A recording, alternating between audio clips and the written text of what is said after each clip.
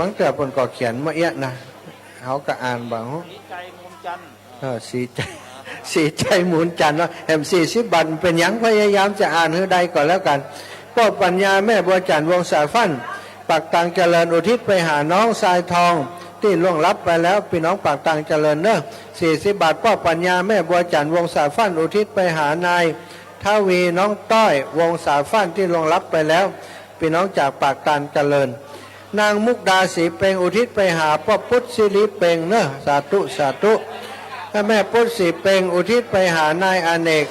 วิริยะ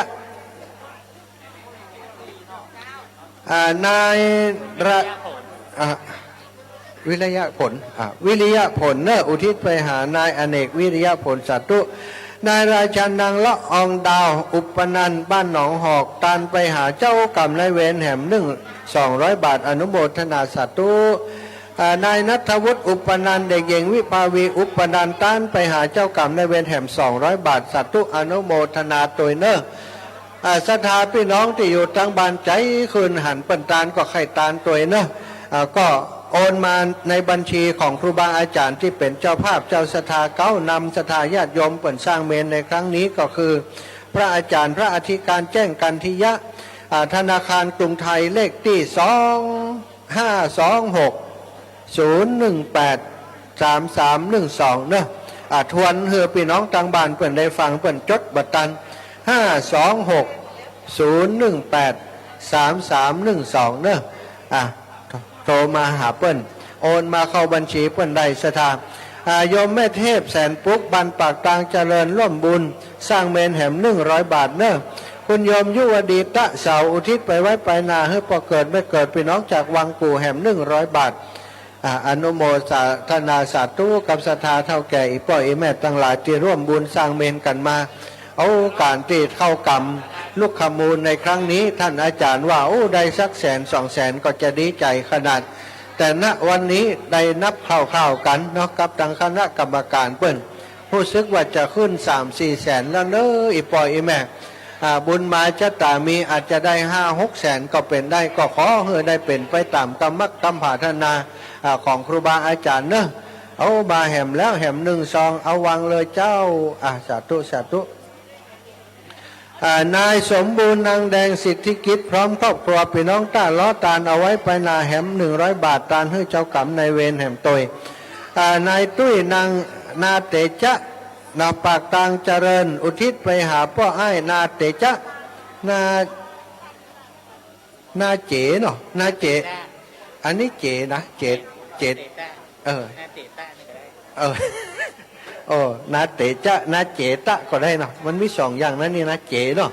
นาเตจะนาเจตะนะมันแม่นกว่าละว่าเมืองแม่แสงสีเป่งตานไปหาวิจันแม่เอ้ยนายดีสีเป่งอ่านเรียบร้อยแล้วเปล่าบางเตื้อกดเตจะบางเตื้อก็เจตะเนาะเจตะเนาะอันใดบอกว่าเนาะปีนเอาเทวดาจดเอาคนเดียวเถอะไปปีนเอาคนเดียวเถอะเนาะศรัทธาเท่าแก่อีพ่ออีแม่ทั้งหลายตอนนี้ตุงลอยฟ้ายังเหลืออยู่4-5 ใบเนอะอยู่4-5 ชุดเนอะใครมาได้ปูจากำเตื้อมาปูจาเห็นเนอะชื่อเสียงจะโด่งดังเลิศลอยเฟื่องฟูอยู่บนฟ้านี่ตุงลอยฟ้ามีเหลือแหมบรรนักแล้วนะเปิ้นใส่ปัจจัยไป100แล้วก็ฮือเฮาปูจา100ไผยังบ่ได้ปูจากำเตื้อเนอะเหลือแหมซ้ำประมาณสัก4-5 ชุดเนาะตุง12 ราศีก็ยังมีอยู่เนอะศรัทธาอีพ่ออีแม่มาทำบุญที่นี่ปักตุงไว้เหียปักตุงไว้เพื่อจะให้เป็นตุงชีวิตของเฮาเนอะตุงราศีชุด20 บาทต่ออันอีพ่ออีแม่มาปูจาเอาเห็นเนอะแม่แก้วพี่น้องบ้านวังกูที่จะไปหาพ่อมาแม่น้อยคำบินเนาะคำบินเนาะสาธุเนอะแฮม100 บาทเนอะอนุโมทนาตุงลอยฟ้านะเปิ้นใส่ปัจจัยไป100เปิ้นก็ให้ปูจา100ต่ออันศรัทธาเอาเต้าตื่นเพียงแต่ว่าท่านบริการให้ท่านบ่ได้เนาะเอาปัจจัยใส่ไป100ก็ให้ท่านปูจา100เขียนชื่อเสียงเรียงนามติดเดียวครูบาอาจารย์ ป ปิ้นก็จะถวายทานในการสร้างเมนเนอะเป็นการถวายทานในการสร้างเมนตัวเนอะไผ่ยังบ่ได้ทานตูงกำเตอก็เจริญพรเนอะตอนนี้สถาอีปล่อยแม่ก็ทยอยกันมากระเดียวตั้งสัญญาณตั้งในถ้าเปิ้นพร้อมแล้วกาเปิ้นก็จะแจ้งมาเนาะมีการไหว้พระหับศีลก่อนแล้วก็จะบิณฑบาตโยงเข้าบาตรพระสงฆ์บิณฑบาตเนอะเดินไปเหือศรัทธาได้ใส่บาตรภายติกเตรียมข้าวน้ำโภชนาอาหารมาพอแล้วโอ้ตุเจ้ามานักมาหลายถ้าจะบ่พอเอามาปุจจาเอาเนอะตอนนี้หมดแล้วยังเนี่ยโอ้ที่ของที่เฮือปุจจาหมดเที่ยงแล้วกันเหลือแหมน้อยอยู่กันทยอยมาเนอะยังมีอยู่โอ้หมดแล้วนี่ก็คือน้ำจิตน้ำใจของศรัทธาญาติโยมทั้งหลายตรุงลอยฟ้าไกลแม่ตรุงลอยฟ้าตรุงลอยฟ้าทั้งเพชรมาแหมแล้วเนอะตรุงลอยฟ้าเอาเฮือหมดเลยเนอะเอาเฮือหมดเลยตรุงลอยฟ้าชุดละ100เปิ่นใส่สตังไป100เปิ่นก็ฮือเฮาปูจาแค่100ต่ออันศรัทธาเป็นการบริการจะฮือศรัทธาใส่มาคนเดียวมันลำบากเนาะฮือปูจาเอาก่อนแล้วกันสะดวกสบายกับศรัทธาเท่าแก่อีพ่ออีแม่ทั้งหลายเอาประกาศไอ้หยังอีพ่อพ่อกำนันพรแม่กำนันอัมภัยชัยกิ่วแลบ้านห้วยน้ำขาวพ่อกำนันสุทินแม่กำนันยุพินสุรินทะปากทางเจริญพ่อกำนันบุญทรัพย์แม่กำนันเพชรปัญญาบ้านห้วยทางชมรมกำนันผู้ใหญ่บ้านตำบลดอยหล่อบริษัทซันสวิทจำกัดมหาชนคุณบรกตกิติคุณชัยคุณแม่รุ่งแวงแซ่ชัวร่วมเงินรวมเงินกันแล้วได้อยู่หน่วย10 ร้อยพันหมื่นแสน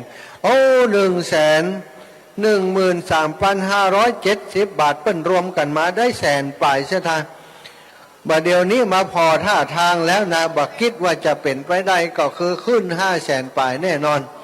มาพอแล้วตักเจ้านับกันพอคร่าวๆได้300,000ปลายนั่นถ้าขึ้นไป500,000ปลายก็นับว่าเป็นเงินที่ตรงอยู่ตรงนั้นนะบักคิดว่าจะเป็นไปได้แต่ว่าเป็นไปแล้วเนาะการสร้างบุญสร้างกุศลในครั้งนี้เทวบุตรเทวดาก็ยังแท้ซองสรรเสริญครูบาอาจารย์เปิดมาป้อมเปงยังตานะปารมีศีลปารมีภาวนาปารมีอยู่ที่สุสานอยู่ที่ปัจจาบ้านห้วยทางของเฮานี่แผ่นดินแห่งนี้เป็นแผ่นดินที่อุดมสมบูรณ์เนอะเพราะมีพระสงฆ์องค์สังฆเจ้าตนบุญมาปฏิบัติธรรมกันวันเด็กวันเด็กที่ไหนท่านอาจารย์วรรณชัยกะพ่อหลวงโสดาแม่หลวงปราณี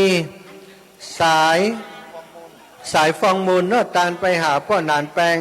แม่อุ้ยอ่อนสายฟองมูลแม่สีชุมแม่สายฟองสีชมฝ่าสายฟองมูลสอบตคมเพชรใจมีพ่อบุญแม่อ่อนแสงบุญทั้งหมดเป็นปัจจัยอยู่500 บาทเนอะพ่อจันแม่ทองสุขสมณะอุทิศไปให้พ่อเกิดไม่เกิดเจ้ากรรมนายเวรนายสุวิทย์สมณะนางจันทร์สมณะเนอะ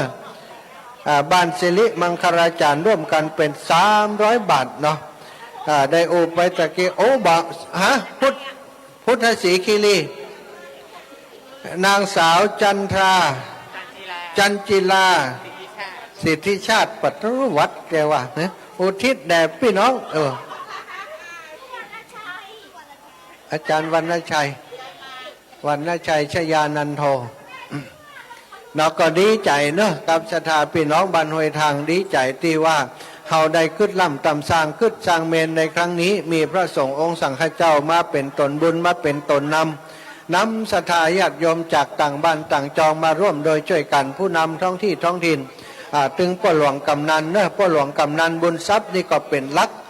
เป็นเก้าเป็นประธานเป็นเก้าเป็นกบบ่ได้ปันว่าบ่ว่างถ้าก็เดี๋ยวก็ฝากกันมาคว้าอย่างอีแม่ไปกวนเขาแต่เขาจะอู้อยู่นะสาธุนี่เขาว่าบ้านเพิ่นผิดแต่คำว่าบ้านหนองขามเปลี่ยนคำแต่พ่อจานแม่ทองสุขสมณะบ้านหนองผำเนาะตะกี้สิริพิษไปเนอะสาธุดินเกเอาเลยเจ้าอัน บ้านหนองความตะกี้300 บาทเนอะพวกกำนันพร้อมกับสถาพี่น้องชาวบ้านได้ปรึกษาหารือกับครูบาอาจารย์พระอธิการแจ้งว่าเมนของเฮา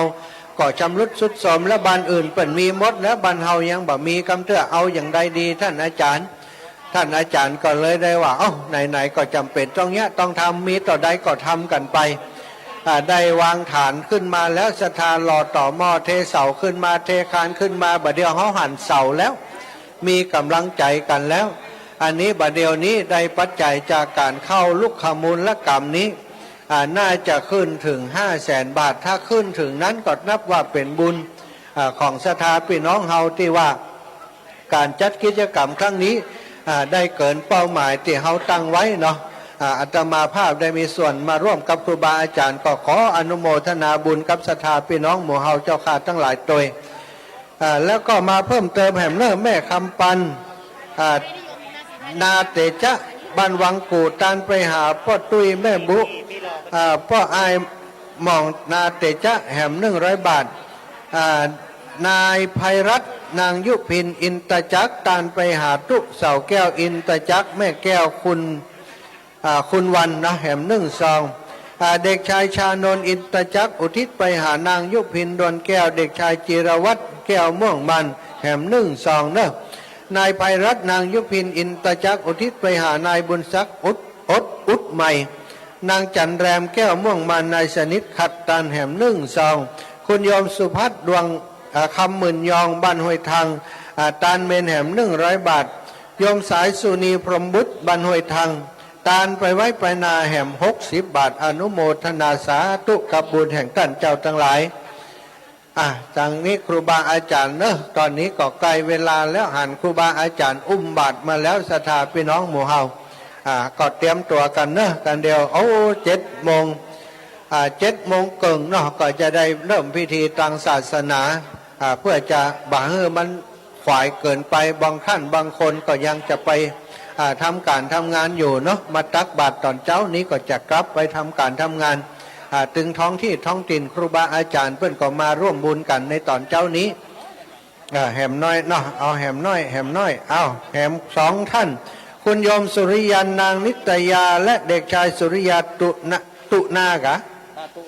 ตุนาเนาะพี่น้องห้วยทางปุจจาบดินเก50 บาทอุทิศไปนานายนิยมนางศรีไพรดำธรรมบ้านวัง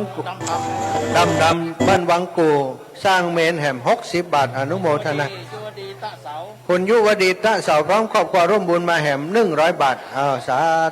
ธุมาแห่มก่อนหมดแล้วยังตั้งปุ้นมาแล้วคุณโยมน้ำเพชรนายประเวศสมพรรัตนังค่ะฟังอยู่ตั้งบ้านบนนั้นน่ะนายประเวศตะเสาตานไปไว้ไปหน้าตานไปหาเจ้ากรรมในเบนพ่อคุยไม่ดีตะเสา50 บาทคุณโยมเฉลิมสายฝนกาวารีบ้านวังกูอุทิศตานไปหาตระกูลกาวารี60 บาทเนอะโยมน้องสมพรรัตนังพี่น้องบ้านป่าเมียดสันทรายร่วมสร้างเมนแห่ม100 บาทฟังอยู่ทางบ้านคุณโยมวาสนาบุญธรรมช่วยอันนี้นายอำเภอแล้วนี่นายอำเภอดอยหล่อของเขาร่วมบุญมาตะเฮือบอกอยู่ทางไหนเนาะอันนี้ทุกอ่านแล้วอย่าอันนั้นอ่านแล้วเรียบร้อยแล้วเนอะศรัทธาญาติโยมตอนนี้ถ้าตังในพร้อมเนอะจะอย่างกกะเอ็มมาได้เลยตังนอกจะสวะฮือเลยเนาะตอนนี้ก็ศรัทธาอีปออีแม่จับจองหาที่นั่งเฮเนอะสำหรับที่เขาจะตักบาตรกันนะเรียงแถวกันไป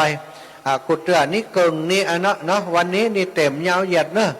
ครูบาอาจารย์จะเมตตารับบิณฑบาตกับศรัทธาญาติโยม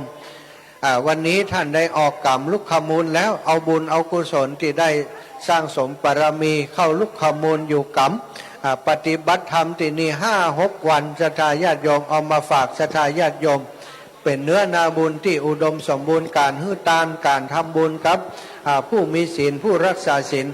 ย่อมจะเป็นบุญมากมายมหาศาลวันนี้ครูบาอาจารย์ได้ชำระศีลได้ปฏิบัติธรรมนำบุญมาฝากกับศรัทธาเนอะท่านก็โอกาสขออนุญาตกับท่านโฆษก ที่อยู่ในประรำพิธีขอถวายความเคารพหลวงพ่อท่านพระครูสุนทรธรรมานุโยคเจ้าคณะอำเภอไดโลเจ้าอาวาสวัดพระธาตุโขงขาวซึ่งได้เป็นประธานสงฆ์ในเจ้าวันนี้ขอถวายความเคารพพระครูสุเมธธรรมเสวีเจ้าอาวาสวัดปักทางสามัคคีมลฤาษีพระเถรานุเถระครูบาอาจารย์พระสงฆ์องค์สมณเณรขอเจริญพรมายังคณะศรัทธาในเจ้าวันนี้ไม่มีท่านวัสนาบุญธรรมช่วยนายอำเภอไดโลได้เป็นประธาน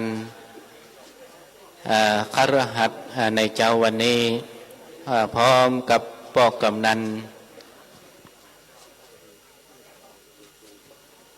ันสุทินสุดินตะอดีตกำนันในตำบลไดโลปอกกำนันบุญทรัพย์ปัญญากำนันตำบลไดโลพร้อมกับคณะศรัทธาญาติโยมสำหรับในเจ้าวันนี้เป็นเจ้าที่ได้ออกกรรมคณะศรัทธาญาติพี่น้องพอออกไม่ออกได้มากันนักมากันหลวงกันหลายก่อนที่เฮาพระสงฆ์องค์สมณเณรจะได้บิณฑบาตในเจ้าวันนี้ก็จะได้ใส่บาตรก่อนเนาะแล้วโยงเข้าพระพุทธแล้วก็โยงเข้าบาตรเสร็จจากโยงเข้าบาตรเสร็จเรียบร้อยก็จะได้มาบูชาพระรัตนตรัยไหว้พระสมาทานศีลรับศีลเป็นลำดับต่อไปคณะศรัทธาเฮาได้เตรียมข้าวสารอาหารแห้งเด้อเดี๋ยวเขาจะได้ใส่บาตรกับพระสงฆ์องค์สมณเณรก่อนแล้วค่อยเอามาไหว้พระรับศีลศรัทธาที่อยู่ตั้งนอกก็ดีเนาะกรรมการเฮาตัวเด้อกรรมการเฮานั้นได้เตรียมกระสอบเตรียมน้ำคุที่จะใส่อาหารข้าวสารอาหารแห้งได้เตรียมกันไว้เด้อเพราะว่าวันนี้มากันนักเอาแล้วเนาะสำหรับในเจ้าวันนี้ก็จะมอบเอ็นประเคนไม้ให้พ่ออาจารย์แล้วก็จะได้โยงเข้าบัตรก่อนเนาะเรียนเชิญเด้อ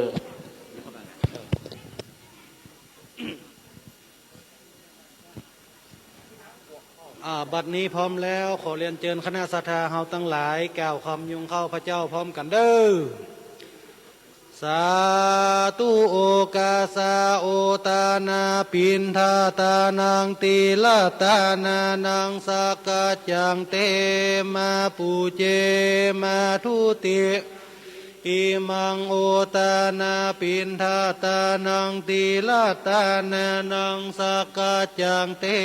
มาปูเจมาตาติยัมปิโอตานาปินทาตานังตีลาตานานังสักกะจังเตมาปูเจมาลาตังหิตายาสุขายายาวานิปานายาสังวตันตุโน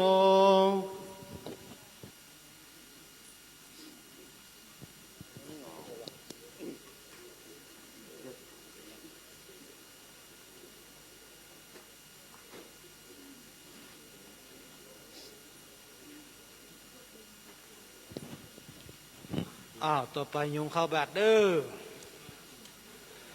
สาธุโอกาสาโอตานาปินดีปาตังตานังนิปานาปัจจโยหนตุโนนิจังตานาปินดีปาตังตานังนิปานาปัจจโยหนตุโนนิจังโอตานาปินดีปาตังตานังนิปาจะหนตุโนนิจังเอาเด้อคณะศรัทธาเฮาได้ตั้งแถวจะอยู่ที่ไหนก็ได้เด้อทุกเจ้าเพิ่นจะเดินทางขวามือเด้อ คณะศรัทธาทั้งหลายบัตรเล็กนั้นเป็นบัตรปัจจัยเด้อคณะศรัทธาได้ร่วมทำบุญใส่บาตรบัตรเล็กนั้นเป็นบัตรปัจจัยได้เตรียมปัจจัยได้ร่วมทำบุญกับพระสงฆ์องค์สมณเณรเนาะนิมนต์ครูบาอาจารย์เด้อครับวันนี้หลวงพ่อท่านพระครูสุนทรธรรมนายกเจ้าคณะอำเภอไดหล่อจะได้นำรับอาหารบิณฑบาตออกทางนี้เลยเนอะนิมนต์ครูบาอาจารย์ครับวันนี้มันนักเป็นหลายสถานหลายก็ต่อไปตั้งหลังประลัมพิธีพ้นเด้อต่อไปทางหลังประลัมพิธีแล้วก็เข้าทางหลังพอดีหรือว่าตั้งหน้าหันสองแถวก็ได้เนาะตั้งหน้าหันสองแถวเลยเนอะครับเอาเนอะครูบาอาจารย์จะได้เดินรับอาหารบิณฑบาตแล้วนะครับนำโดยหลวงพ่อท่านพระครูสุนทรธรรมนุโยกเจ้าคณะอำเภอไดหล่อสำหรับในเจ้าวันนี้เป็นวันออกกรรมสุสานกรรมที่สุสานปัจจาบ้านห้วยทาง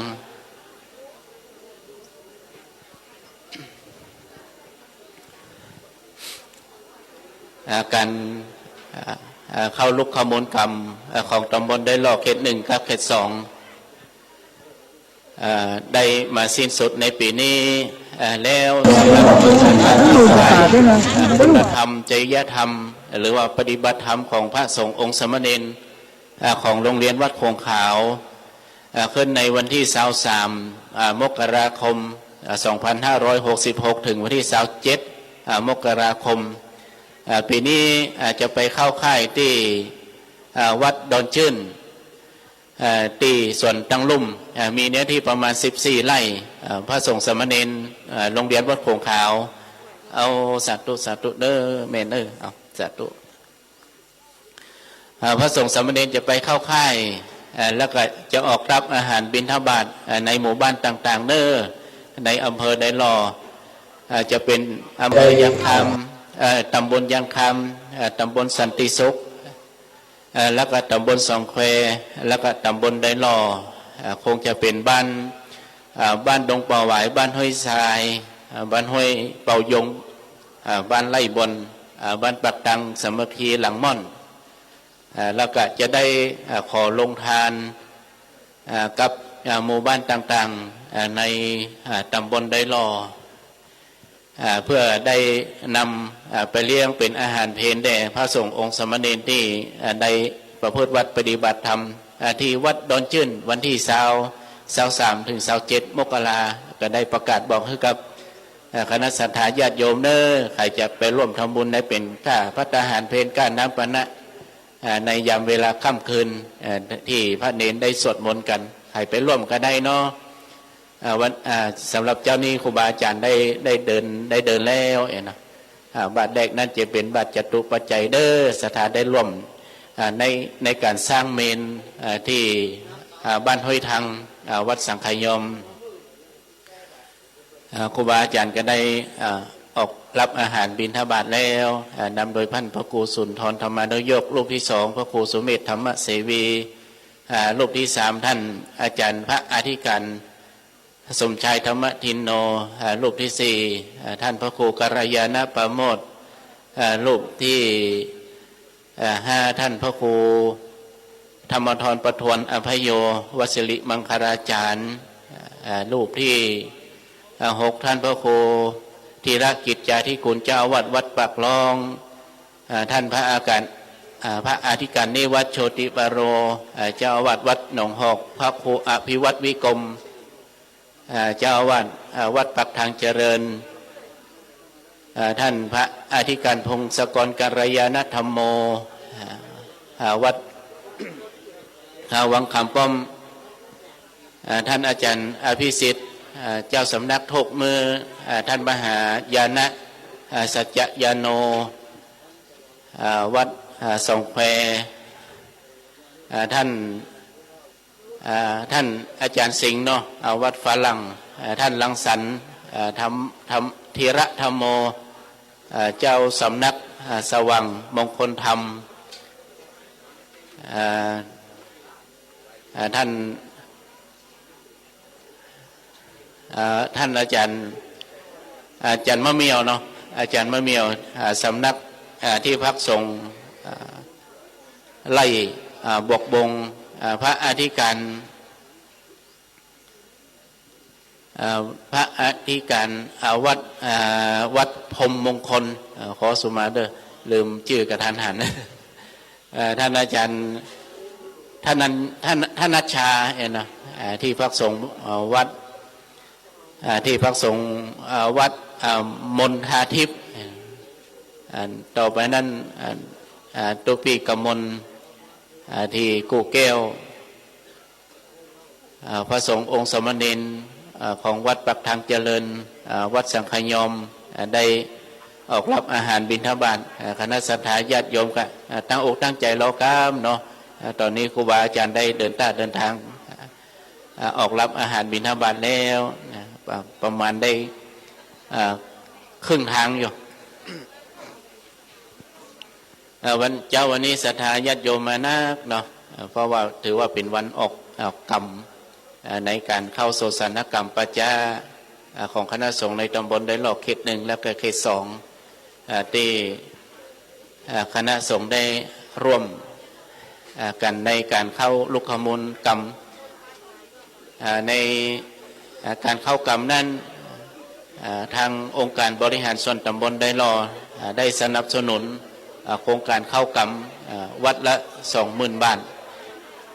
เขต 1นั้นในตำบลได้เขต 1วัดมนต์ให้แก้ว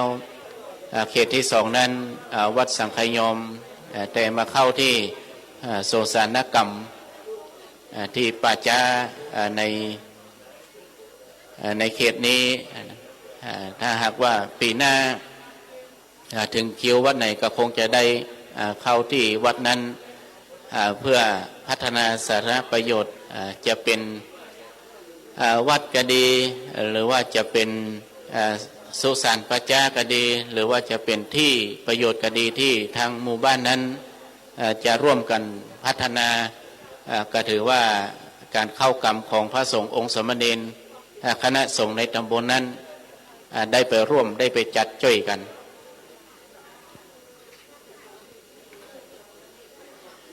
ศรัทธาท่านใดที่ได้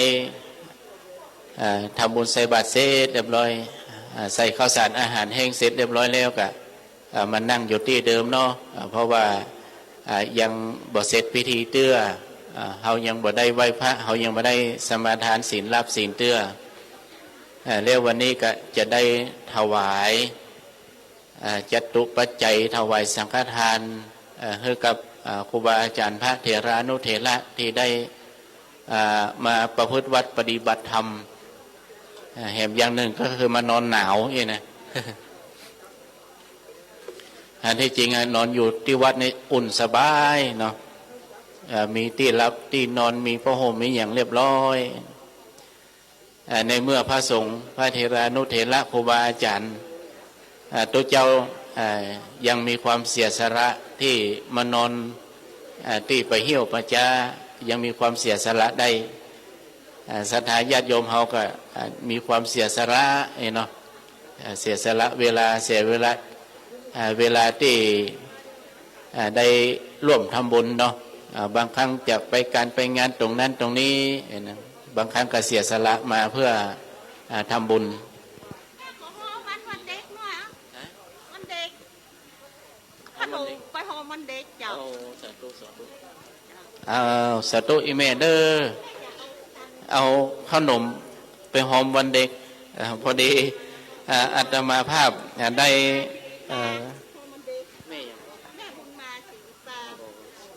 แม่บุญมาศิริปาเดอร์ได้ร่วมแจกของวันเด็กที่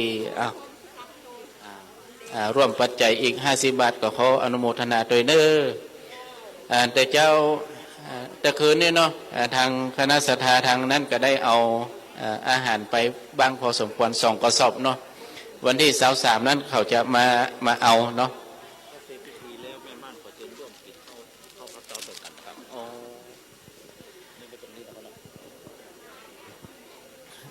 อ่าแม่บ้านประกาศมาเดอร์ฝากประกาศประชาสัมพันธ์ถ้าคณะศรัทธาที่ร่วมทำบุญใส่บาตรนี้ถ้าเสร็จเรียบร้อยแล้วทางแม่บ้านเปิ้นได้เชิญชวนอีพ่ออีแม่พ่อออกไม่ออกนี้ได้ร่วมรับประทานด้วยกันเด้อได้กินข้าวเจ้าด้วยกันแม่บ้านเปิ้นได้เตรียมสำรับไว้แล้วถ้าหากว่าใส่บาตรอย่างเสร็จเรียบร้อยร่วมรับประทานอาหารด้วยกันเด้อ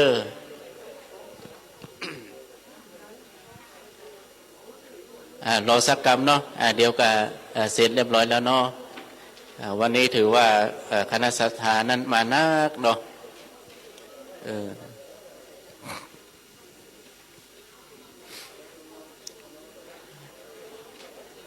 เจ้าวันนี้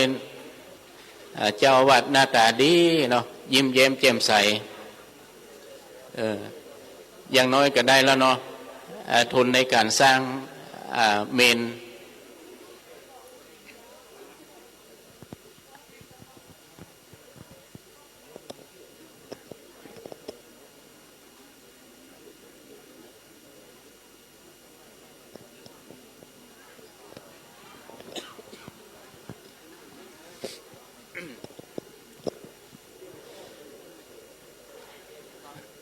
เดี๋ยวนี้เจ้าวาดนี้บ่ใจพระอธิการแจ้งแล้วนะ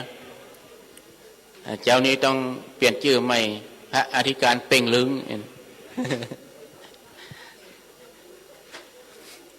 ยิ้มนะได้เจ้าละอย่างน้อยศรัทธาก็ได้มาร่วมกันนะเนาะได้ปักต้นคนละต้นละต้นละต้นละต้นถ้ามันบ่ได้850,000ก็เฮ้ยพวกเนาะงบประมาณในการสร้างเมนนี้850,000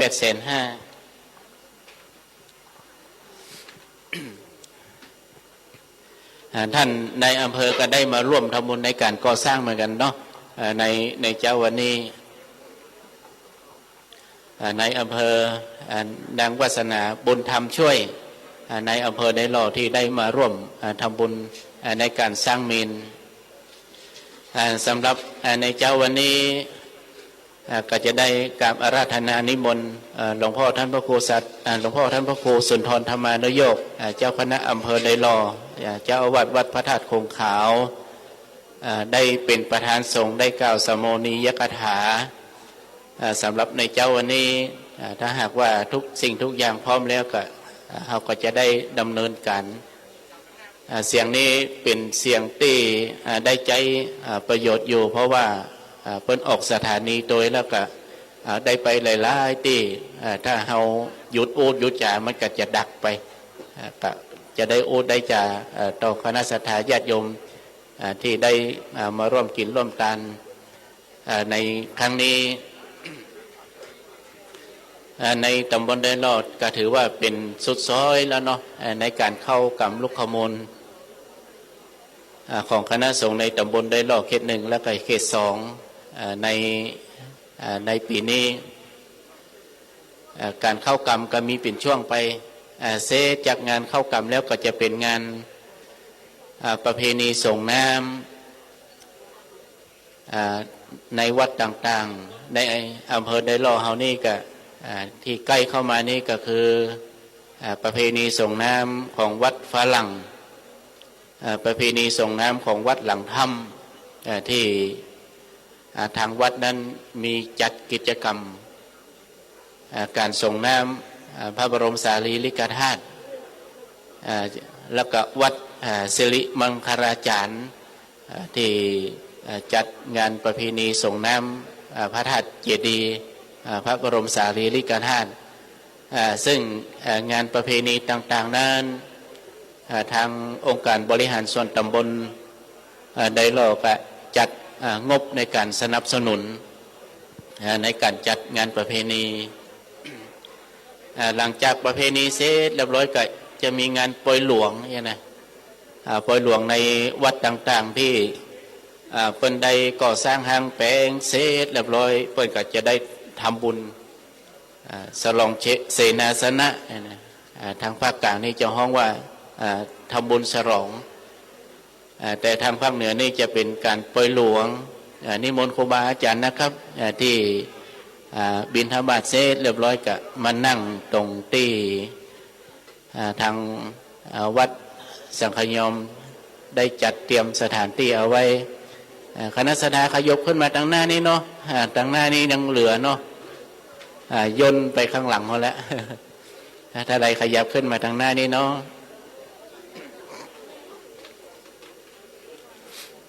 วันนี้เป็นวันออกกรรมถือว่าศรัทธาญาติโยมได้มาร่วมกินร่วมทานกันนะพอสมควรขาดตกบกพร่องตรงไหนก็ขอสุมาเอาภัยเตเนอร์เพราะว่าในสถานที่สุสานปัจจาแห่งนี้ก็ด้วยความร่วมไม้ร่วมมือกันการงานต่างๆที่จะสำเร็จมาแล้วด้วยดีก็ด้วยความร่วมไม้ร่วมมือคนนั้นช่วยกันหน่อยคนนี้ช่วยกันหน่อยในงานนี้ก็มีพ่อกำนันเนาะพ่อกำนันบุญทรัพย์ปัญญาที่ได้เป็นประธานในการช่วยกันพัฒนาในสุสานแห่งนี้การเข้ากรรมของสุสานปัจจาที่นี่เป็นปีที่2แล้วเนาะก้อนนั้นจะเข้ากรรมอยู่ทางนี้ทางซ้ายมือยังไม่ได้พัฒนาอย่างน่าเกลืออันนี้ก็ได้สร้างเมนได้สร้างศาลาสร้างห้องน้ำอย่างขึ้นมาแล้วต่อไปนี่จะได้สร้างเมนแบบไฟฟ้านั่นเนาะเผาถ่านไม่ได้เผาหลัวละจะเผาถ่านเอาแล้วเนาะทุกสิ่งทุกอย่างพร้อมแล้วก็จะได้ประกอบพิธีในการไหว้พระรับศีล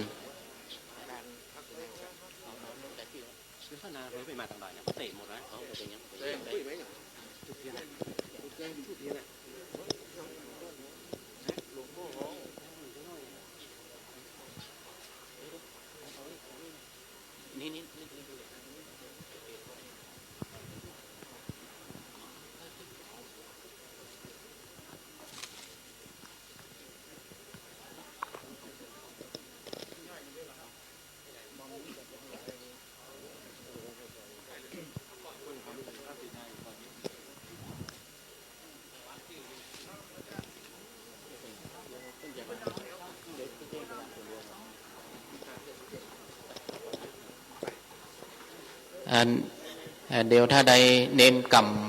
พาไปให้ท่านอาจารย์แจ้งกรรมยกไปเลยยกถึงพานเลยเดี๋ยวท่านเจ้าอาวาสก็จะได้วางผ้าบางสกุลครูบาอาจารย์ได้สวดมาติกาแล้วก็บางสกุลก่อนเนาะก่อนที่จะไหว้พระเพื่ออุทิศให้กับเจ้าติเจ้าดินเสียงเมียงเนาะน้องลูกเทวดาที่ปกปักรักษาในสถานที่แห่งนี้เพราะว่าเราได้มาใจประโยชน์เราก็ได้ทำบุญให้เพิ่นก่อนเนาะ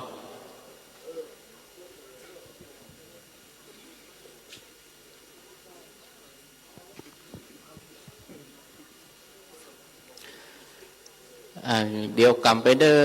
เดี๋ยวอาจารย์เจงมันจะเป็นคนกำไปเลยทั้งหมดเลยครับ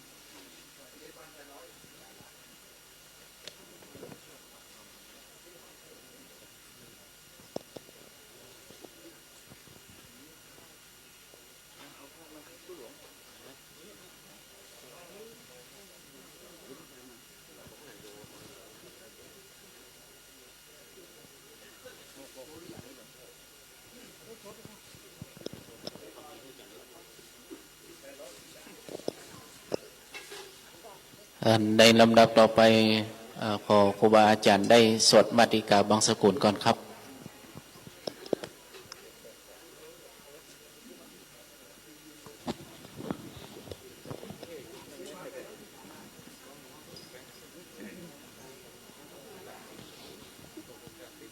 นะโมตัสสะภะคะวะโตอะระหะโตสัมมาสัมพุทธัสสะนะภะคะวะโตอะระหะโตสัมมาสัมพุทธัสสะนะโมตัสสะภะคะวะโตอะสัมมาสัมพุทธัสสะกุศลธัมมากุศลธัมมาปะยะ มาสุขายเวทนายสัมปยุตตาธัมมาทุกขายเวทนายสัมปยุตตาธัมมาทุกขายสุขายเวทนายสัมปยุตตาธัมมาวิปากาธัมมาวิปากาธัมมาธัมมาเนวะวิปากานาวิปากาธัมมาธัมมาอุปาทิโนปาทานิยธัมมาอนุปาทิโนปาทานิยธัมมาอนุปาทินุปาทานิยธัมมาสังเกเรตาสังเกเรสิกาธัมมาสังเกเรตาสังเกเรสิกาธัมมาสังเกเรตาสังเกเรสิกาธัมมาสวิตากาสวิจาราธัมมาอวิตากาวิจารามัตตาธัมมาอวิตากาวิจาราธัมมาปิติสากาตาธัมมาสุขาสากาตาธัมมาอุเบกาสากาตาธัมมาทัสสะเนนะปะตาปะธัมมาภาวนายปะตาปะธัมมาเนวทัสสะเนนะนะภาวนายปะตาปะธัมมาทัสสะเนนะปะตาปะเหตุกะธัมมาภาวนายปะตาปะเหตุกะธัมมาเนวทัสสะเนนะนะภาวนายปะตาปะเหตุกะธัมมาจยคามิโนธัมมาปัจจยคามิโนธัมมาเนวจยคามิโนนะปัจจยคามิโนธัมมาเสกาธัมมาเสกาธัมมาเนวเสกานาเสกาธัมมาปาริตตาธัมมามหันกตาธัมมาปะมานาธัมมาปาริตตารมนาธัมมามหันกตารมนาธัมมาอัปปมานารัมนาธัมมาเอนะธัมมามัชฌิมาธัมมาปานิตาธัมมามิจจตานิยตาธัมมาสัมมันตานิยตาธัมมาอนิยตาธัมมามะการมนาธัมมามะกะเหตุกะธัมมามะกะติปติโนธัมมาอุปันนาธัมมาอนุปันนาธัมมาอุปาทิโนธัมมาอติตาธัมมาอนาคาตาธัมมาปัจจุปันนาธัมมาอติตารมนาธัมมาอนาคาตารมนาธัมมาปัจจุปันนารมนาธัมมาอจัตตาธัมมาปะอินทาธัมมาอจัตตาปะอินทาธัมมาอจัตตารมนาธัมมาปะอินทารมนาธัมมาอจัตตาปะอินทารมนาธัมมาสันนิทัสสนะสัพพติกาธัมมาอนิทัสสนะสัพพติกาธัมมาอนิทัสสนะปฏิกาธัมมาเหตุปัจจยโยอารัมมณปัจจยโยอธิปติปัจจยโยอนันตารปัจจยโยสัมมานันตารปัจจยโยสหจัตตปัจจยโยอัญญมัญญปัจจยโยนิสัยปัจจยโยอุปนิสัยปัจจยโยปุเรจัตตปัจจยโยปัญจจัตตปัจจยโยอาเสวนาปัจจยโยธัมมปัจจยโยวิปากปัจจยโยอาหารปัจจยโยอินทรียปัจจยโยจานะปัจจยโยมรรคปัจจยโยสัมปยุตตปัจจยโยวิปยุตตปัจจยโยอธิปัจจยโยนัตถิปัจจยโยวิคตปัจจยโยอวิคตปัจจยโยอนิจจาวัตสังขาราอุปัตตวยธรรมอุปาจิตวานิรุตจันติเตสังอุปาสมโมสุโขอนิจจาวัตสังขาราอุปัตตวยธรรมิโนอุปาจิตวานิรุตจันติเตสังอุปาสมโมอนิจจาวัตสังขาราอุปัตตวยธรรมิโนอุปาจิตวานิรุตจันติเตสังอุปาสมโมสุโข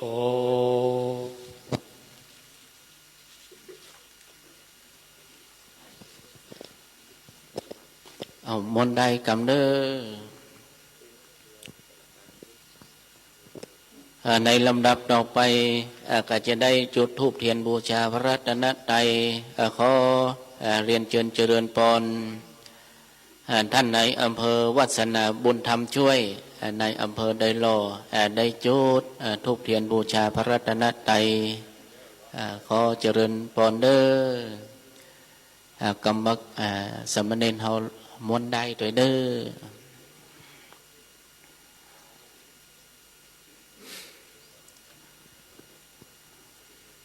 หลังจากที่ได้จุดธูปเทียนบูชาพระรัตนตรัยก็จะได้จุดเทียน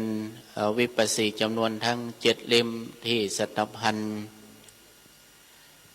ขอน้อมเรียนเชิญเจริญพรกับทางด้านประหลวงทรงอินตาเปียบ้านเหล่าเปาขอเรียนเชิญเด้อเล่มที่2นั้นสอบต.วิชัยญาติวงศ์บ้านปักทางเจริญเล่มที่3นั้นพ่อหลวงบุญธรรมเรือนลักเหลาบ้านพ่อหลวงบ้านปักทางเจริญมาเลยเนอเนาะเล่มที่4นั้นพ่อสีเทาวังใหม่บ้านปักตังสามัคคีเล่มที่5นั้นพ่อหลวงโสดาสายฟองมูลบ้านวังกูเรียนเชิญเด้อเล่มที่6นั้นป้อนันเปงทับเจริญบ้านโดยน้อยขอเรียนเชิญเด้อเล่มที่7นั้นขอเรียนเชิญปรัตอังปรัตอำเภอไดโลขอเรียนเชิญเด้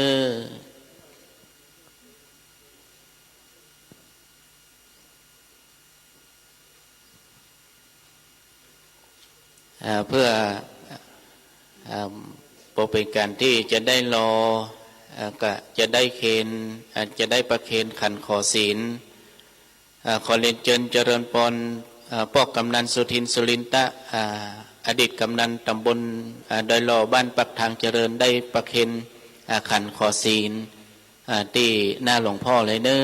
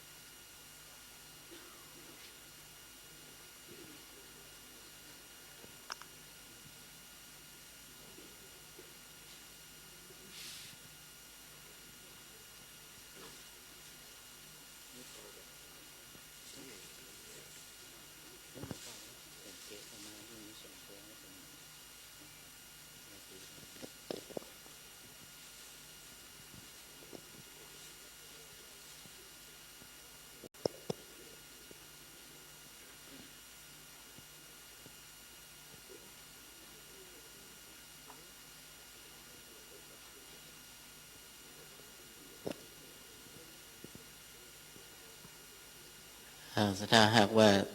จุดเล่มนี้เสร็จแล้วศรัทธาเฮาได้ตั้งอกตั้งใจเด้อเฮาจะได้บูชาพระรัตนตรัย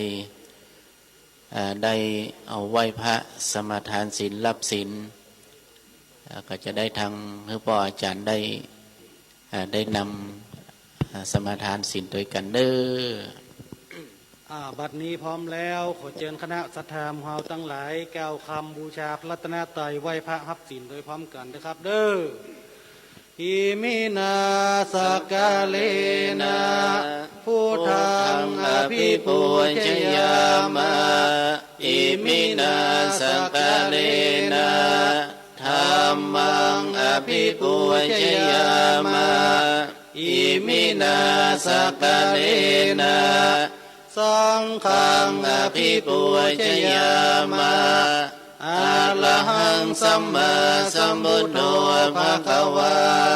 พุทธังภะคะวันตังอภิวาเทมิสวากขาโตภะคะวะตาธัมโมธัมมังนามัสสามิสุปฏิปันโนภะคะวะโตสาวกสังโฆ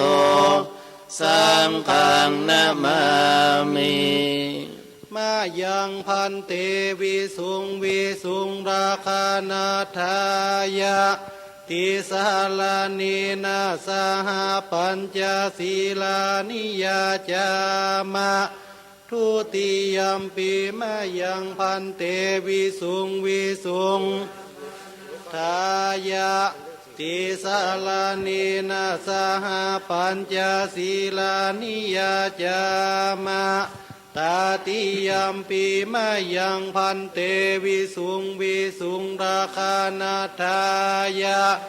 ติสาลานีนาสหปัญจศีลานิยาจามะ นะโมตัสสะภะคะวะโตอะระหะโตสัมมาสัมพุทธัสสะนะโมตัสสะภะคะวะโตอะระหะโตสัมมาสัมพุทธัสสะนะโมตัสสะภะคะวะโตอะระหะโตสัมมาสัมพุทธัสสะ นะโมตัสสะภะคะวะโตอะระหะโตสัมมาสัมพุทธัสสะนะโมตัสสะภะคะวะโตอะระหะโตสัมมาสัมพุทธัสสะนะโมตัสสะภะคะวะโตสัมมาสัมพุทธัสสะ พุทธังสรณังกัจฉามิ พุทธังสรณังกัจฉา ธั มิ มมังสรณังกัจฉามิ ธัมมังสรณังกัจฉามิ สังฆังสรณังกัจฉามิ สังฆังสรณังกัจฉา ทุ มิ ติยัมปิพุทธังสรณังกัจฉามิ ทุติยมปีพุทธังสรณังกัจฉา ทุ มิ ติยัมปิธัมมังสรณังกัจฉามิ ทุติยมปีธัมมังสรณังกัจฉา ทุ มิ ติยัมปิสังฆังสรณังกัจฉามิ ทุติยมปีสังฆังสรณังกัจฉา ต มิ ติยัมปิพุทธังสรณังกัจฉามิ ตาติยมปีพุทธังสรณังกัจฉา ต มิ ติยัมปิธัมมังสรณังกัจฉามิ ตาติยมปีธัมมังสรณังกัจฉา ต มิ ติยัมปิสังฆังสรณังกัจฉา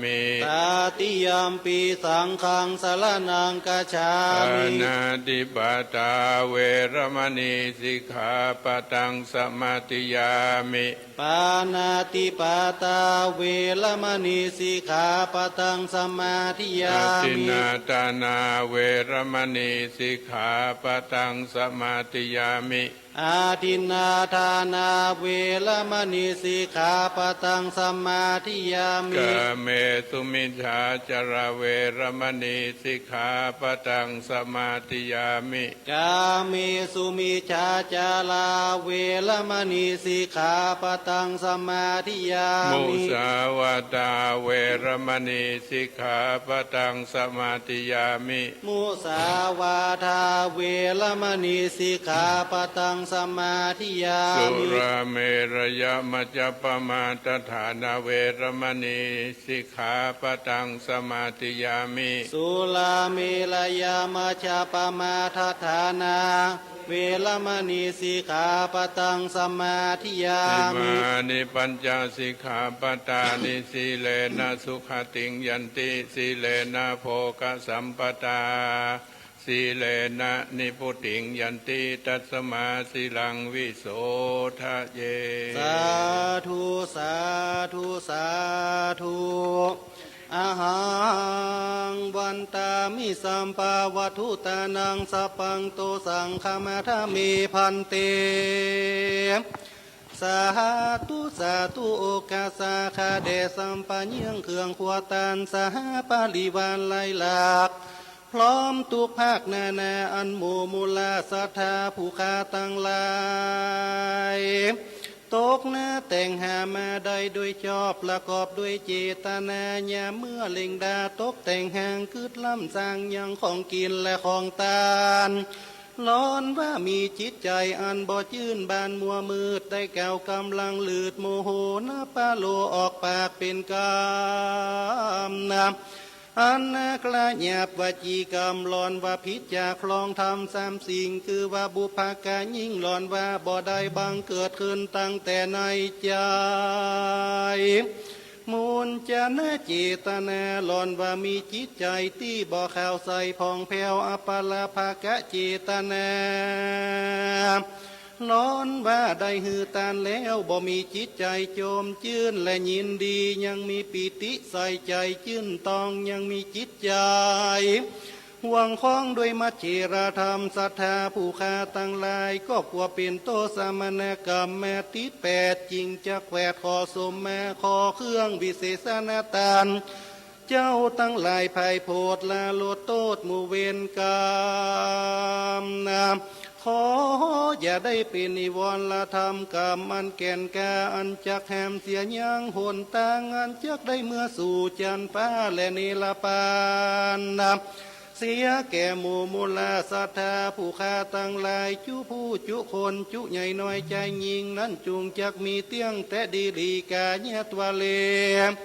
วจีตัวเลมโนตัวเลสันจิจาโตสังอสันจิจาโตสังอติตาโตสังอนาคตาโตสัง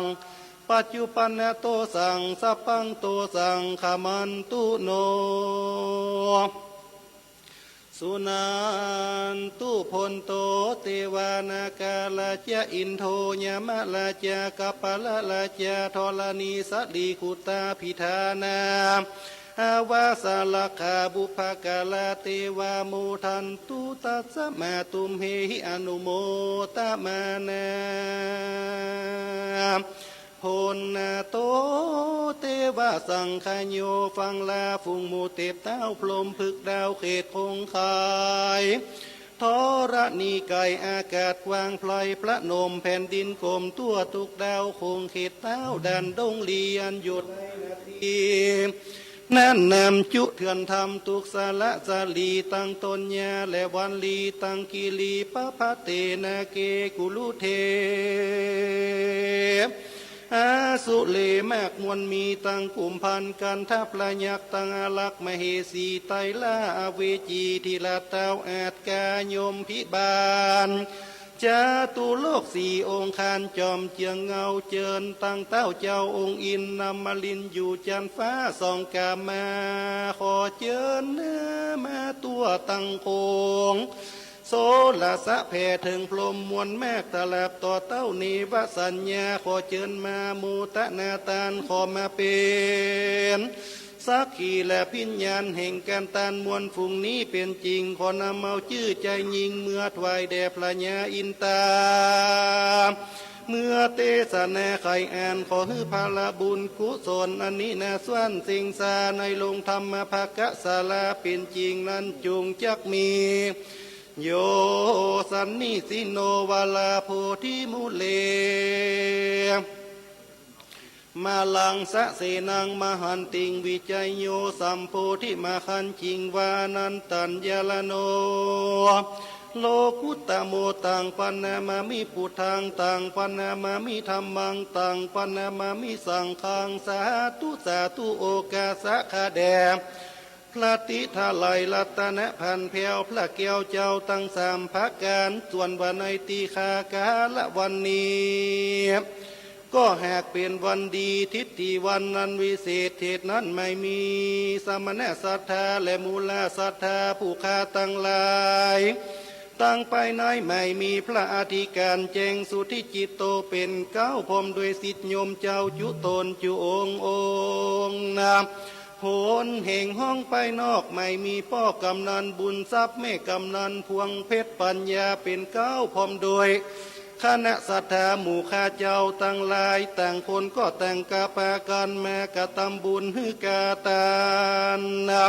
แต่งคนก็แต่งรู้ที่ถอยเรื่องการกุศลเกิดมาเป็นคนแห่เลี้ยงข้าปละไอต่อบาปและเวรกรรมกัวกรรมเว้นแม่ติดของแก่ตัวผู้ค้าและญาติพี่น้องวงวานก็จริงปาการโคงควายตกแต่งน้อมนำมายังทูปะบุพาลาจาดวงดอกเข้าตอกพร้อมนำตาลตังสัพพะปริวาน หลายเยี่ยงอันเป็นเครื่องอุปโภคบริโภคตั้งหลายมาตั้งยังยายสองแน่ผู้ขาจะขอตันตอบและตันแทนว่าสันนิเตียงแต่ดีลีเจโตปณิธานเม้นบกรรมภาธนาของมูลศรัทธาผู้ขาตั้งหลายหากมีโดยภาคการสันใดขอให้ได้สมดังใจไฟอ้างนับอย่าได้หลงพองข้างอยู่เหินเมือนแนนนั้นจุงจักมีเตียงแต่ดีลีพุทโธโน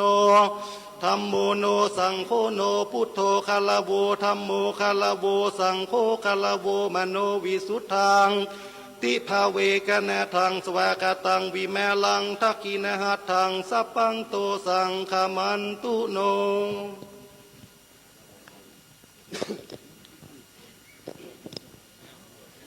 ก้าวคำถวายเลย เดี๋ยวจะได้อุปโลก ต่อไปเจนคณะสัตยาเฮาแก้วคำถวายพร้อมกันเด้อนะโมตัสสะภะคะวะโตอะระหะโตสัมมาสัมพุทธัสสะนะโมตัสสะภะคะวะโตอะระหะโตสัมมาสัมพุทธัสสะนะโมตัสสะภะคะวะโตอะระหะโตสัมมาสัมพุทธัสสะอิมานิมายังพันเตพัตตานิสัพปริวาลานิภิกขุสังฆัสสะโอโนชยามะสาธุโนพันเตภิกขุสังโฆอิมานิพัตตานิสัพปริวาลานิปฏิคันหันตุอัมหากังทีคาลตังหิตายะสุขายะข้าแด่พระสงฆ์ผู้เจริญข้าพระเจ้าทั้งหลายขอน้อมถวายซึ่งภัตตาหารพร้อมทั้งของบริวารทั้งหลายเหล่านี้แด่พระภิกษุสงฆ์ขอพระภิกษุสงฆ์จงรับซึ่งภัตตาหารพร้อมทั้งของบริวารทั้งหลายเหล่านี้ของข้าพระเจ้าทั้งหลายเพื่อประโยชน์และความสุขแก่ข้าพระเจ้าทั้งหลายสิ้นกาลนานเทิน สาธุ ในลำดับต่อไปนั้นขอกับอาราธนานิมนต์หลวงพ่อได้อุปโลกสังฆทานขอกับอาราธนานิมนต์ครับพร้อมกับตานไส้ตานแตนโดยครับหลวงพ่อครับ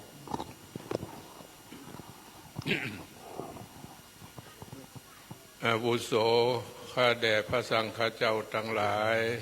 ในโอกาสบัดนี้ท่านทั้งหลายโสมศรัทธาสาธุชนทุกคนทุกท่านได้ร่วมกันมาทำบุญในโอกาสวันนี้บางครั้ง มาได้ถวายเป็นปุ้นเป็นส่วนก็ดี หรือว่าได้ถวายเจาะจงอย่างพระภิกษุสงฆ์องค์ใดองค์หนึ่งก็ดีมาได้เสมอภาคซึ่งกันและกันดังนั้นพระสังฆเจ้าก็มีโอกาสที่จะ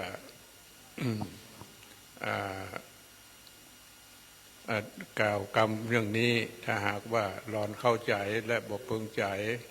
แก่เจ้าพระภิกขุตนใดเจ้าพระภิกขุตนนั้นจงกล่าวมาบัดนี้เถิดถ้าหากว่าเข้าใจแล้วและขอท่านทั้งหลายสาธุการขึ้นพร้อมกันจุตนเถิด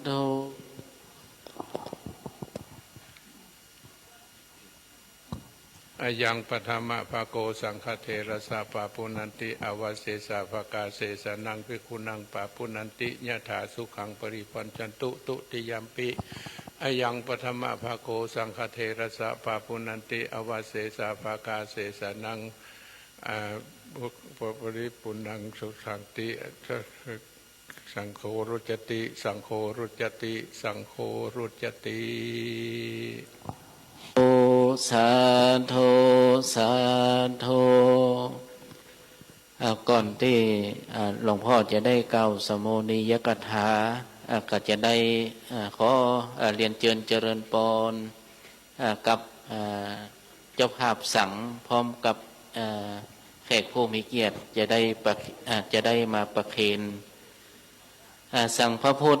ขอน้อมเรียนเจริญปอนกับท่านในอำเภอโดยรอท่านวัฒนาบุญธรรมช่วยได้ประเคนสั่งพระพุทธพระธรรมขอเรียนเจิญเด้อขอเรียนเจิญ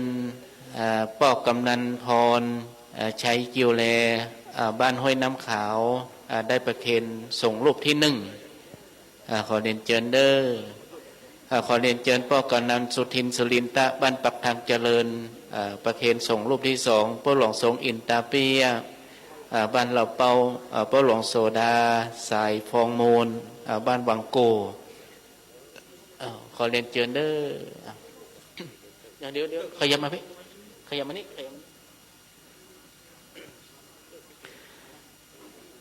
ขอน้อมเรียนเจิญ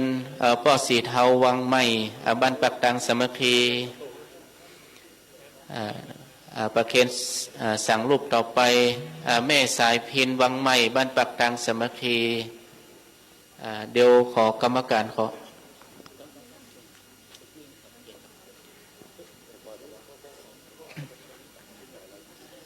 แม่กำนันอำไพชัยเกียวเลบ้านห้วยน้ำขาวได้ประเคนส่งรูปต่อไปเด้อแม่กำนันพวงเพชรปัญญาบ้านห้วยทางสอบตเพนเสนสุขบ้านปักตังสามัคคีเรียนเจิญเด้อ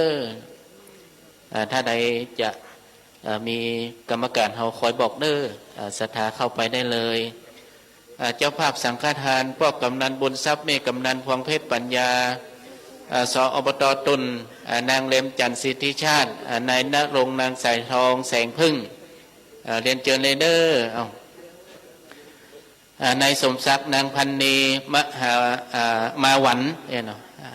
มาหวันเรียนเจิญเลยเด้อแม่อุ้ยมูลนางทัศนีคำปุก1 สังเข้ามาประเคนได้เลยป้อเสริมนางจารุวรรณคงพินิษ1 สังแม่ชีเกียงคำแก้วสมวางเรียนเจิญเลยเด้อ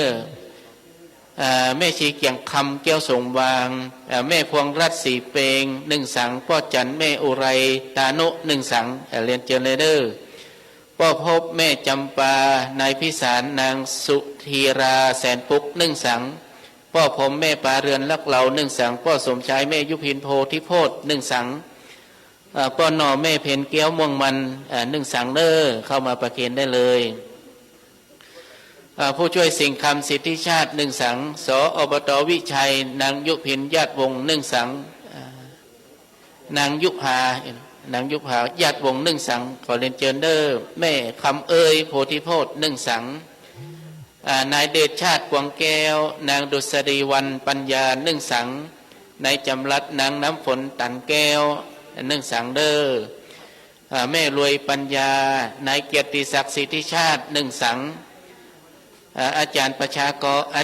ากรนางชุติมาศรีเมือง1 สังเรียนเจิญเลยเด้อแม่เปงใจวันนะพร้อมลูกหลาน1 สังแม่เปงใจวันนะพร้อมลูกหลาน1 สังนางยุวรีตะเสาอุทิศฮือป้อป่าแม่มูลตะเสา1 สังนายจรุณนางนาริศลาคำปุก1 สังเด้อป้อนานิเวศแม่คำมูลโอดบาง1 สังเขาเรียนเจิญเด้อป้อกำนันพรแม่กำนันอำไพชัยกิวเล1 สังครอบครัวกิติยานุรักษ์1 สังเด้ออาจารย์แทนคุณอาจารย์วนารีการพันธุศาสตร์จำนวน1 สังเรียนเจิญเลยเด้อ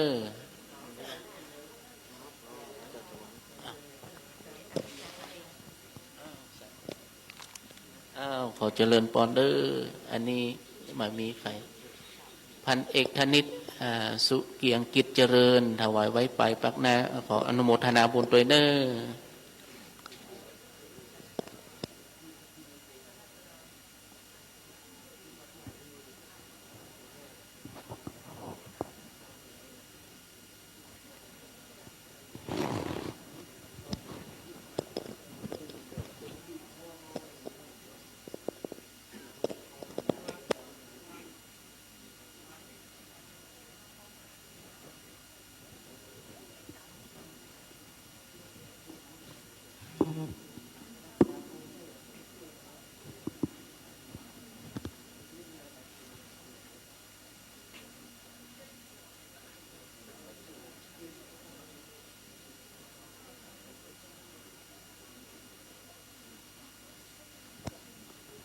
ขอนายอำเภอแหมกำเนาะขอนายอำเภอวัฒนาบุญธรรมช่วยประเคนที่สั่งหลวงพ่อแหมกำเนาะตั้งหน้านี้เนาะ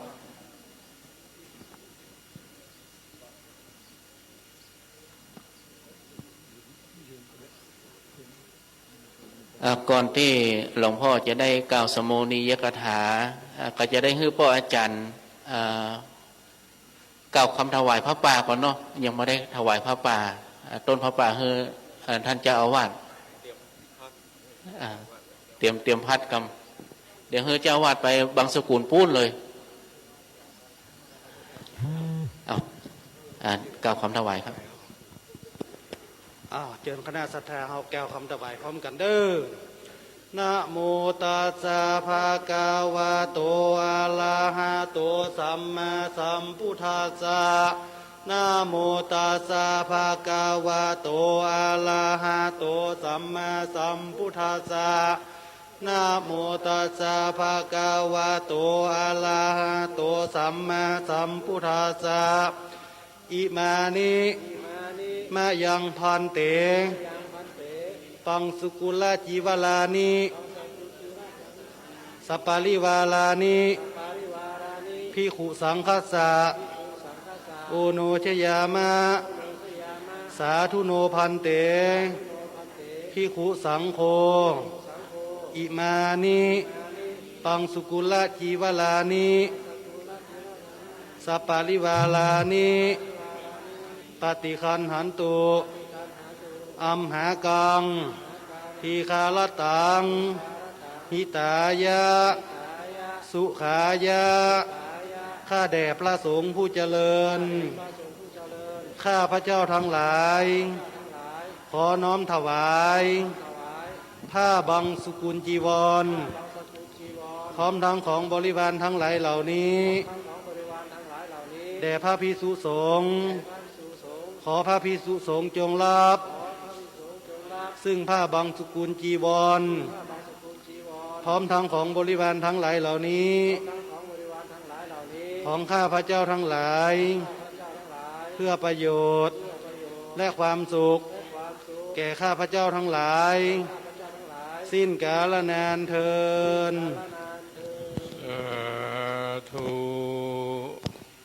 นิมนต์ท่านเจ้าอาวาสครับ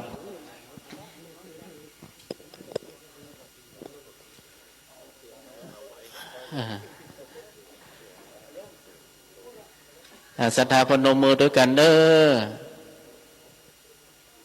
850,000แล้วเขานี่ละ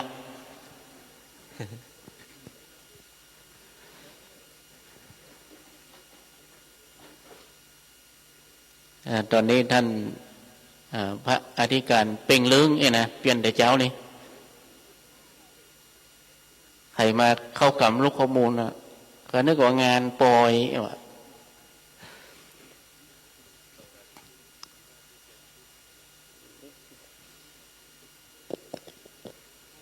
วันพวกนี้ไม่เจ้าพระอธิการลุ่งอรุณละได้เพียวกว่าในลำดับต่อไปนั้นขอกราบอาราธนานิมนต์หลวงพ่อท่านพระครูสุนทรธรรมานุโยกเจ้าคณะอำเภอไดรอวัดพระธาตุคงขาวได้กล่าวสมโภณียกถาเล็กๆน้อยๆตอบแทนก้อนข้าวก้อนน้ำของคณะศรัทธาขอกราบอาราธนานิมนต์ครับขอโอกาสกับประธานสงฆ์และพระสงฆ์ทุกรูปเจริญพรท่านนายอำเภอวัฒนา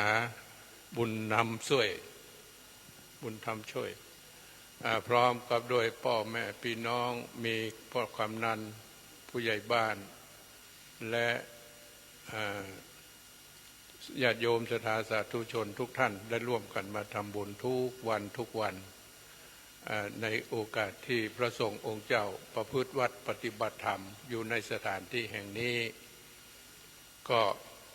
อันนี้เนื่องจากพระพุทธศาสนาของเฮานี่นั่นญาติโยมศรัทธาสาธุชนถ้าหากว่าเมื่อใดพระสงฆ์องค์เจ้ายังประพฤติวัดปฏิบัติธรรมอยู่รักษาสิกขาบทวินัยของพระสงฆ์อยู่นั่น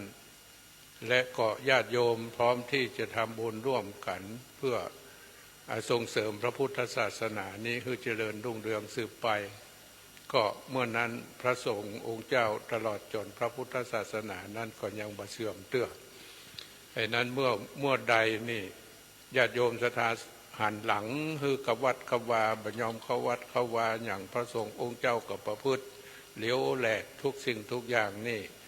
อันนั้นแหละมันจะมีการเสื่อมเสียพระศาสนานี่บ่เสื่อมหรอกพระศาสนานี่เพิ่นก็อยู่ของเพิ่นเองแต่คนที่มาพึ่งพระพุทธศาสนาเนี่ยมาทำให้พระศาสนาเสื่อมไอ้นั้นวันนี้เป็นที่น่าชื่นอกชื่นใจหันศรัทธาญาติโยมสาธุชนทุกคนทุกท่าน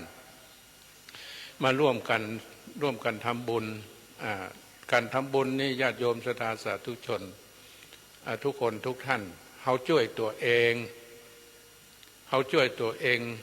ทำบุญสุนทานฮื้อทานรักษาศีลและประพฤติวัดกิจวัตรทุกสิ่งทุกอย่างนี่เขาประพฤติช่วยตัวเองเขาก่อนแล้วเขาจึงช่วยพระพุทธศาสนาได้ไอ้นั่นญาติโยมศรัทธาท่านสาธุชนทุกคนทุกท่านฉะนั้นวันนี้อาตมาบ่อู้อย่างยาวแล้วเพราะว่ามันขวายแล้วเนาะญาติโยมสาธุชนก็น่าปรับปลื้มปีติยินดีในสถานที่นี้ทำปกติไผ่บอยากให้มาหรอก ที่เหล่านี้จำเป็นจริงๆก็จำเป็นต้องมาในวันนี้พระสงฆ์องค์เจ้าท่านได้มาประพฤติวัดอยู่ในสถานที่นี้ทำให้สถานที่นี้ร่มรื่นแล้วก็ญาติโยมสาธุชนก็บะขว้างบะทิ้งก็มาช่วยกันใส่บาตรจัดปกทุกวันทุกคืนแล้วเมื่อคืนพระสงฆ์องค์เจ้าท่านก็ฮือธรรมะโอวาทแก่ญาติโยมสาธุชนทุกคนทุกท่านพระสงฆ์ท่านก็อยากจะประพฤติวัดของท่านการประพฤติวัดของท่านนี้รักใจพระสงฆ์องค์เจ้าเฮานั้นมีญาติโยมสาธุชนมีอยู่4อย่างพระสงฆ์องค์เจ้าอยู่วัดปฏิบัติทุกวันนี้มีหลักการอยู่4อย่างใหญ่ๆ1การปกครองท่านที่เป็นเจ้าอาวาสท่านจะรู้สึกว่าลูกวัดลูกวาเฮาที่มาอยู่กับเฮานั้นเนี่ยเฮาต้องรับผิดชอบกับลูกหลานที่มาประพฤติวัดอยู่กับเรานั้นเราจะปล่อยเขาไปตามเรื่องตามราวนั้นเป็นไปไม่ได้2อันนี้อันนึงเจ้าว่า2เจ้าคณะตำบลมีความรับผิดชอบในเขตของตนในตำบลของตนเองท่านทำหน้าที่แล้วรับแต่งตั้งจากพระผู้ใหญ่มหาเถรสมาคมลงมาจนถึงเจ้าคณะจังหวัดเจ้าคณะอำเภอเจ้าคณะตำบลก็มอบหมายให้ท่านเป็นเจ้าคณะตำบลท่านก็รับผิดชอบงานการของท่านในตำบลของท่านอย่างเจ้าคณะอำเภอก็ต้องดูแลรับผิดชอบความรับผิดชอบในหน้าที่ของตนเองว่าเรามีหน้าที่เป็นเจ้าคณะอำเภอขอบเขตเฮาตึกไหนอย่างใดก็จำเป็นจะต้องรับผิดรับชอบร่วมกันไอ้นั่นจนถึงเจ้าคณะจังหวัดเจ้าคณะภาคก็ตามเรื่องตามราวของแต่ละเขตดังนั้นในโอกาสวันนี้อาตมาภาพได้รับกิจนิมนต์จากท่านเจ้าอาวาสพระอธิการแจ้งสุทธิมานโสก็ใจบ่อยากให้มาหรอกหนาว บ่อยากให้มาหรอกนี่มานอนนี่ก็อาตมาภาพมันเท่าแล้วมันแก่แล้วอายุจริงๆแล้วเพิ่นจะเกษียณแล้วนะทุกเจ้าเพิ่นมีเกษียณนะเจ้าโยมศรัทธาสาธุชนมีเกษียณแต่ทุกเจ้านี้เพิ่นให้โอกาสเกษียณยาวไปกว่าอยู่ทำงานยาวไปกว่าข้าราชการทุกท่านข้าราชการทุกคนทุกท่านนี่ถ้าถึง60แล้วก็จะงดเกษียณเนาะท่านนายอำเภอไม่ก่อนเนาะท่านทุกคนถ้าถึง60แล้วเพิ่นก็ได้เกษียณกันหมดแต่ทุกเจ้านี่เพิ่นยืดขึ้นไปแต่20 ปีจาก60ขึ้นไปแต่เพิ่งเป็น80เพิ่นเอาเกณฑ์ตัวใดมาคือพระสงฆ์องค์เจ้าได้เกษียณอายุ80เพิ่นเอาเกณฑ์ขององค์สมเด็จพระสัมมาสัมพุทธเจ้าพระพุทธเจ้ามรณะนิพพานเมื่ออายุ80 ปีมหาเถรสมาคมเพิ่นจึงเอาเกณฑ์ตัวนี้ว่า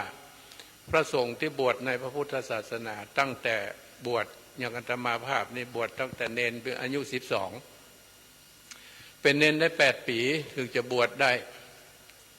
เป็นเนนได้8 ปีถึงจะเป๊กได้ตอนเป๊กนั้นตอนบวชนั้นครูบาตุ้ยพระสองแคววัดสองแควเป็นพระอุปชฌาย์บวชเนนฮื้อแล้วตอนเป๊กนี่ครูบาวัดฟ้าหลังครูบาอินโท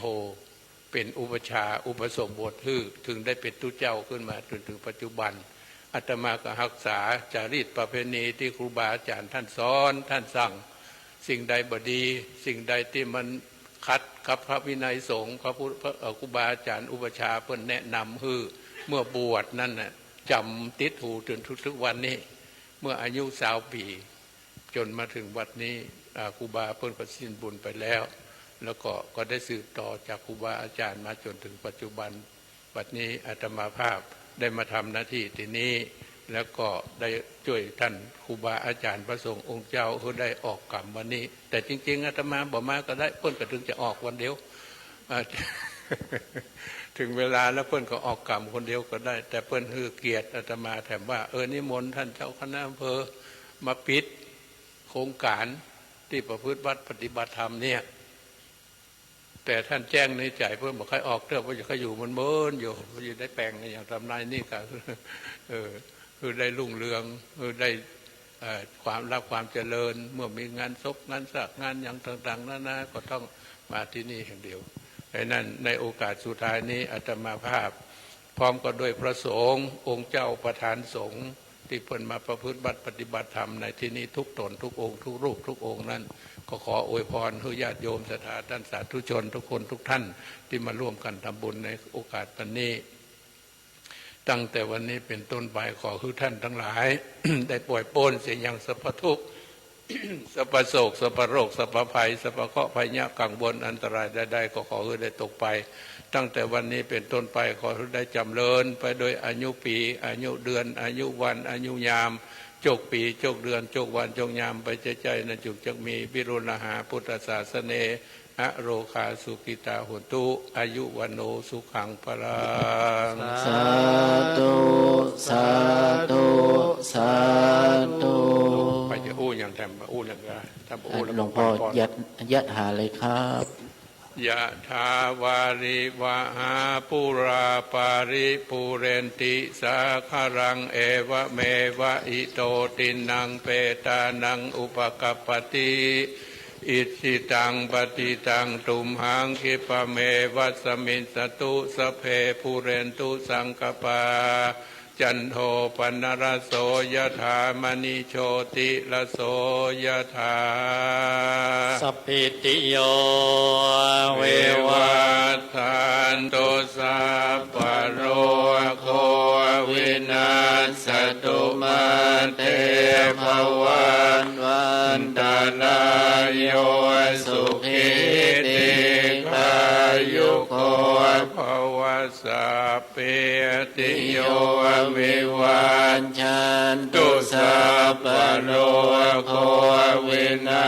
ศตุมาเตภวันวันตรายโยสุขิติขายุโกภวสัพเพติโยวิวันชันตุสัพพะโรโควินา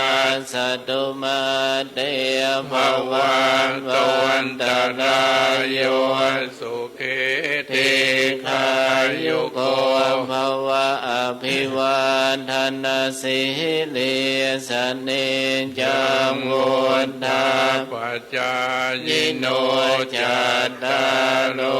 ธรรมวัฏันติอายุวันโนสุขังภาลังยัญจะโคทักขินาทินาสังขานิสุปฏิติตาภิกขลาตังหิตายาสัทธานาโสอุปกรรมปฏิ ญาติธรรมโมจะอายังนิทาสิโตเปตานะปุจาจักตาอุลาลาภลันจะภิกขุนมโน ปฏินัง ตุมหิปุญญังปสุตังอนาปกันติ ยสิทธิธานัง ลาภังโสทิภคายังสุขังพลังสิริอายุจวันโนจะโพคังโวนเดจยสวา สัตวา สาจะอายุจะเจวสิทธิภวันตุเตภวันตุสัพพมังคลังลาขันตุสัพพเท วตา สัพพพุทธานุภาเวนัสสดาโสเดภวันตุเตภวันตุสัพพมัง กาลังลาคันตุสัพพเทว วัตตาสัพพธรรมานุภาเวนัสสดาโสเดภวันตุเตภวันตุสัพพมังคลังลาคั คั น นตุสัพพ ปเทวตาสัพพสังฆานุภาเวนัสสดาโสเดภวันตุเต สาธุสาธุเอาก่อนที่หมู่เฮาจะได้หยาดน้ำแผ่เมตตาขอเชิญคณะศรัทธาเฮาทั้งหลายนั่งสงบสักกำเด้อ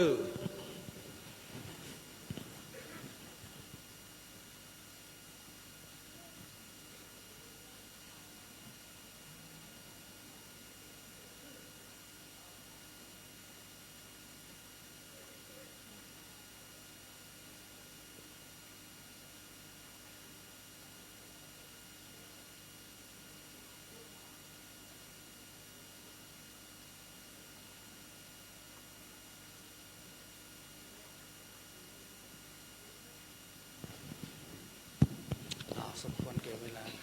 อิตังตานากัมมังนิปานาปัจจโยโหนตุโนนิจังอิตังศีลกัมมังนิปานาปัจจโยโหนตุโนนิจังอิตังภาวนากัมมังนิปานาปัจจโยโหนตุโนนิจังยังกินจิกุสลังอัตตบังกัมมังสัพเพหิกเตหิกตังปุญญังโนอนุโมทันตุสุนันตุปุณโตเยเทวะอัสสมิงคาเนอธิคาตาติกายุตตาสัตตาหุนตุปัสสัตตานังสุขีอัตตานังปาริหารันตุมาตาปิตาสุขิตาหุนตุทุกขปามุญญันตุสัพเพยันติกาสุขิตาหุนตุทุกขปามุญญันตุสัพเพอายติกาสุขิตาหุนตุทุกขปามุญญันตุสัพเพปิสาสัพเพยัคฆาสัพเพเปตาสุขิตาหุนตุทุกขปามุญญันตุสัพเพนาคตาสุขิตาหุนตุทุกขปามุญญันตุสัพเพเทวาสุขิตาหุนตุทุกขปามุญญันตุสัพเพอาจาริโยปัจจยสุขิตาหุนตุทุกขปามุญจันตุสัพพสัมปตินังสามิจันตุโภกายเยนวัจจานวัจเจตสวาพุทเทกุกัมมังปะกาตังมยายังพุทโธปฏิกันหันตุอัจจยันตังกาลันตะเลสังวริตุงวะพุทเทกายเยนวัจจานวัจเจตสวาธรรมิกุปมังกามตังมยายังธัมโมปฏิกันหันตุอัจจยันตังกาลันตะเลสังวริตุงวะธัมเมกายเยนวาจานวาเจตสวาสังเขกุปมังกามตังมยายังสังโฆปฏิคันหันตุอัจจยันตังกาลันตะเรสังวริตุงวาสังเข สันติจะโตสังอสันติจะโตสังปมาตะโตสังกตังกัมมังสปังโตสังขมันตุโนจัตตาโลธรรมาวัฏันติอายุวันโนสุขังปะลา สาธุสาธุสาธุเอา จบพิธีในการทำบุญใส่บาตรในเจ้านี้เอาฮับปอนเจ้าพ่ออาจารย์ก่อนเด้อ สัพพิติโยวิวัตสันตุสัพพะโลโกวินาศสันตุมาเตภวะตวันตรายโยสุขีติขายุโกภวะอภิวาตนาสีดิสนิจังพุทธาปัจจายโนจัตตาโลธรรมาวัฏันติอายุวันโนสุขังปะลังอ้าวแก้วคำลาพระพร้อมกันทำกรรมเด้อหันทธานิมายังพันเตพระฉามะพหุกิจจามะยังพหุกาลนียายัสสถานิตุมเหกาลังมัญญาทะท่านทั้งหลายจงไปธุระอันดีประกอบการงานอันชอบของท่านทั้งหลายเถิด สาธุ เด่นเจริญเจริญปอนป้อกำนันได้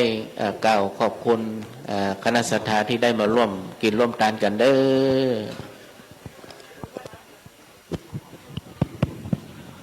ครับก็ขอกราบนมัสการนะครับพระคุณเจ้าทุกรูปนะครับที่มาเข้าโศกสานกรรมที่สุสานป่าช้าของตังวัดสันขยอมนะครับครับขอเรียนท่านนายอำเภอนะครับวัฒนาบุญธรรมช่วยนะครับท่านนายอำเภอดอยลอครับแล้วก็สวัสดีตังพ่อกำนันนะครับผู้ใหญ่บ้านตลอดถึงพ่อแม่พี่น้องแขกผู้มีเกียรตินะครับที่ได้มาร่วมทำบุญตักบาตรข้าวสารอาหารแห้งในเจ้าวันนี้นะครับครับก็ซึ่งในการเข้าโศกสานกรรมของสุสานป่าช้าของตังวัดสันขยอมนะครับก็มีวัตถุประสงค์ในการสร้างเมนไว้กับป่าเหี่ยวป่าช้านะครับของวัดสันขยอมนะครับครับผมในนามของตัวแทนของพ่อแม่พี่น้องนะครับบ้านห้วยทางก็ต้องขอบคุณกับพ่อแม่พี่น้องที่ได้มาร่วมกินร่วมทานร่วมทำบุญด้วยกันนะครับก็ต้องขอบคุณไว้หน้าที่นี้นะครับไว้เป็นอย่างสูงนะครับเพราะว่าเมนหลังนี้ก็ใจเป็นสาธารณประโยชน์ของพ่อแม่พี่น้องนะครับบ้านห้วยทางเฮาเกี่ยวกับเมนเผานะครับอันนี้ก็ถือว่าเป็นบุญเป็นกุศลในการร่วมทำร่วมสร้างในครั้งนี้นะครับครับก่อนที่พี่น้องจะกลับบ้านนะครับก็ขอให้กินข้าวกินปลานะครับตั้งแม่บ้านเฮาได้ทำกับข้าวกับปลานะครับเพื่อที่จะเลี้ยงพ่อแม่พี่น้องที่มาร่วมทำบุญตักบาตรในเจ้าวันนี้นะครับครับก็ต้องขอบคุณกับพ่อแม่พี่น้องทุกคนทุกท่านตัวเองนะครับ